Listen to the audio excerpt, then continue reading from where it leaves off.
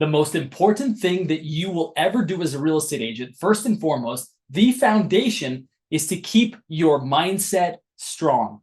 Without a strong mindset, nothing else matters. It doesn't matter how good your skills are, how good of a prospector you are, how good you are at negotiating. If you don't have a good mindset, you actually won't be able to persevere through any challenges, any difficult times, any curveballs that come your way. And so everything else will be useless. In today's episode, I'm going to share with you the 3 most important things that you need to do to be sure your mindset stays strong in any market.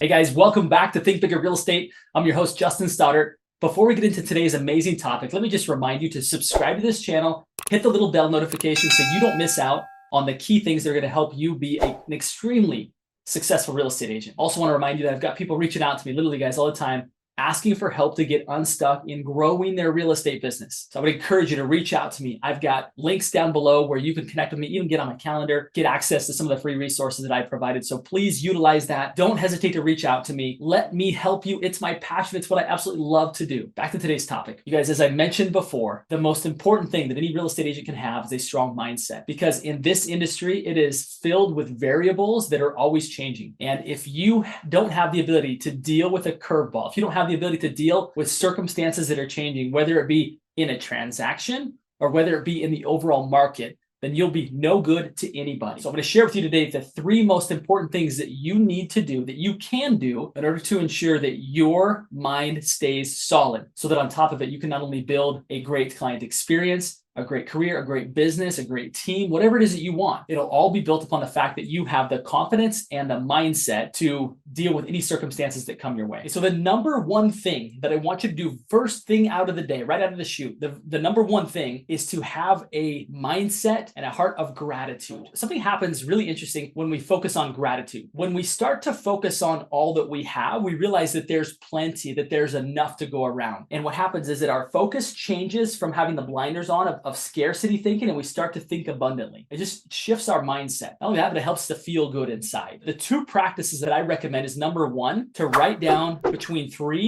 to 5 things that you're grateful for, not just saying what you are grateful for, but how it makes you feel. I feel very loved when I get to hug my wife and children. When I get new clients, I feel very excited. Like, actually be very specific about what it is and how it makes you feel. That's actually telling your brain how you should be feeling right now, right? Which is that confidence, that mindset that will come by being very specific with your subconscious mind as to what you want. It will be instrumental in helping you to maintain a powerful mindset. The second thing within point number 1 of gratitude is to write handwritten thank you cards.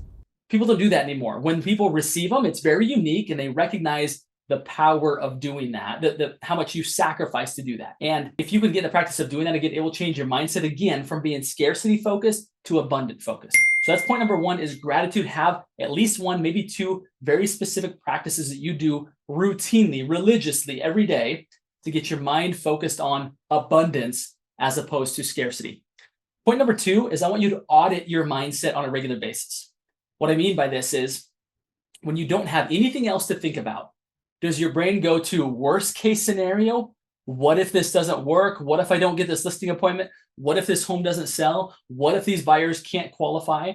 When you have no grounding to believe that, yet your mind goes there, it tells me that your mindset is not on solid footing. When you have nothing else to think about, your mind starts to shift towards best case scenario. Like, what if these guys get this property? What if this home sells above list price? What if I beat my goals this year? When you start to think that way, what ends up happening is that you actually start to see how that could be possible. Your brain starts to make the connections. That's point number 2, is to audit your mindset. If you're going towards worst case scenario, make an intentional effort to go back and specifically think about best case scenario. What are the best possible things that could happen with regards to this specific situation? Point number 3 is to focus on your client's problems as opposed to your own. When we start to inspect our own navel all the time, right? When all we can do is focus on ourselves, like what's wrong with us, what's happening that's not right with us, we tend to miss the big opportunity. Any marketplace where there are, or any markets where there are challenges and problems, the tendency is to be concerned about ourselves. And when we do that, we're missing the big opportunity, which is in any market that is a little more of a challenging market is that there are other people that are struggling more than you, oftentimes potential clients that are struggling more than you. And when we put all of our energy on what about our problems as opposed to let me go focus on their problems, right? Forget yourself, go to work on the problems of other people, and you'll find that there's lots of opportunity. And when you can legitimately spend your day focused on solving other people's problems, you'll find that number one, you end the day and you feel pretty good about yourself. And number two, which is a critical point, is that you actually begin to see opportunities to solve problems and people want to hire you because you have a reputation of solving other people's problems. So again, point number one, start your day with gratitude, right? That's a foundational piece to become more abundant-minded. Point number two is to audit your mindset. Always move towards best case scenario versus worst case scenario. And point number three is to spend your time focusing on other people's problems, your clients' challenges. Spend your energy and your efforts working on that as opposed to just focusing on your own. And you'll find that there are endless amounts of clients and opportunities, and they'll appreciate somebody step into their world, legitimately looking to solve their problems. Okay, guys, thank you so much for hanging out with me today and learning the 3 critical points to having a strong mindset in any market, which again is the foundation of everything else will be built upon that. So don't overlook that. Be sure your mindset is strong and the world will open up to you. So until we meet again, my final request of you is go think bigger. And of course, guys, don't forget to subscribe to this channel. Don't forget to hit the little bell notification. And if there's anything that has you stuck in your real estate business, please reach out to me. Look at the links below. Let me help you. It's my passion. It's what I do. And I'd love to help you. Talk soon, friends.